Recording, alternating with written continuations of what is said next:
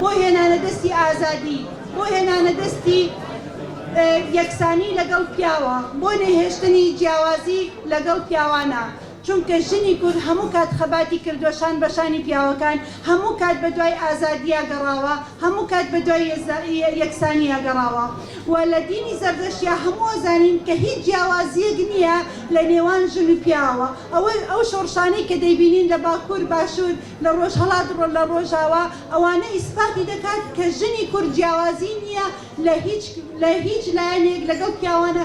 شان بەشانی پیاوەکانیان دەجەنگێن، شان بەشانی پیاوەکانیان خەبات دەکەن لە ڕێی بەدەستێنانی ئازادی بۆ کورد و کوردستان. ئەوەی کە جوانترە لە ژنا دەبینین کە بەدەستێک منداڵی بەخێو دەکا، بەدەستێکیش چەکی بەدەستە. ئەمە جوانترین ژنە کە ئێمە، جوانترین شتە لە ژنا کە ئێمە دەیبینین. من داوا لە ژنانەکەم کە دیسانەوە خەباتێکی تر هەیە کە بیکەین زۆر گرنگە، ئەویش خەباتی گەڕانەوەی کەلتوری وڵاتەکەمانە. ئەو کەلتورەی کە چەند ساڵە لێمان زەوت کراوە، ئەو قەیدانەی کە چەند ساڵە وەکو زنجیر بەسراوینەتەوە. بڵاوکردنەوەی یەکسانی لە بینی ژن و پیاو، خوێندن لە هەموو بوارەکانی ژیانە.